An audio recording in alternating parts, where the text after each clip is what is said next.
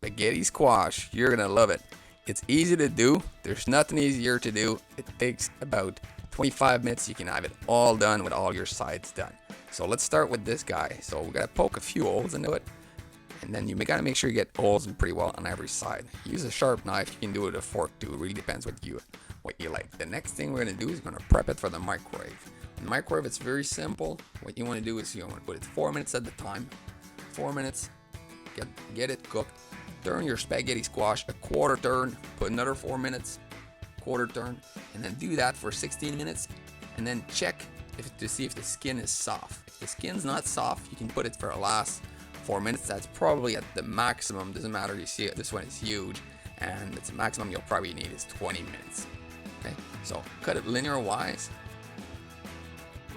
It should be fairly easy to cut because now you've cooked it, so the skin should be soft. And then the next thing I will do is we'll remove the seed. Obviously, you use a spoon. That's going to be a lot easier. And then a lot of the good part of the spaghetti squash is right below the seeds. So you got to be really careful. You don't want to waste half of your food trying to remove the seeds. So remove that really careful, and then you can get going at it. So very low carb. You eat a ton of that. It's good for you. Great for vitamin A and antioxidant. So spaghetti squash is a good one. I have a few recipes if you wish. Subscribe to the channel. I do this for fun, and then I'll show you a few more recipes for spaghetti squash. But spaghetti squash is one of those things that you can impress people with it, but it's so easy to do. You don't want to tell them how easy that is, because then you look like a rock star. So when you pull it, you got to put linear wise so it actually looks like spaghetti. If you just start digging with your spoon, it's going to be messy as hell. It's going to be coming out in big chunks. So you're ripping it out like if you're trying to extract the spaghetti out of it, and you're going to clean it right to the skin. That's the simplest way to do. And then you'll see right now, just cooked in the microwave like that, it's already good for you. So grab a chunk with your fingers, put that in your mouth, it's already good to go. So this one's quite large. I'm going to split it in two, and I'm going to have some spaghetti squash for supper. It's going to be supper for two, plus at least a lunch for the next day, and I'm going to use the rest for some meal prep during the week. I'll make another type of salad with that. So ingredients I'm going to use: some onions, apple, slice, almond, and some goat cheese. I really love the goat cheese. You probably can replace the goat cheese with something else if you want. Doesn't matter.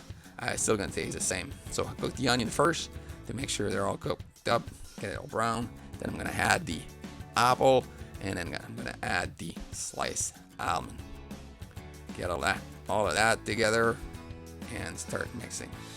The next thing I'm gonna do is I'm gonna add a bit of avocado oil. Avocado oil is great. It's gonna give it a bit more texture, so it's gonna be smoother when you eat it. And then I'm going to add some rosemary salt also. The rosemary salt, if you don't know how to do it, just subscribe to the channel. There is a link there to make some rosemary salt. You can use some rubs too, but with the apple and the goat cheese, just a bit of rosemary salt or even bellow would do the trick. Very simple. If you're going to use this as a meal, chickpeas, like I said, are probably a good addition to it, and it won't really throw the taste off. So if you want to impress your partner and you want to say you're going to use some spaghetti squash, this is probably the easiest meal for you to do. Low carb, good for the body, good for the mind, and then you're trying to impress everybody. Add a bit of pepper. That's the rule. When you cook, you're allowed to taste, so add pepper and salt as you wish at the end. This is for it. Thanks for following up the channel, and then if you want to put some comments, let me know what you'd like to see. I love cooking. I love to do this. I hope you guys like it too. Thanks.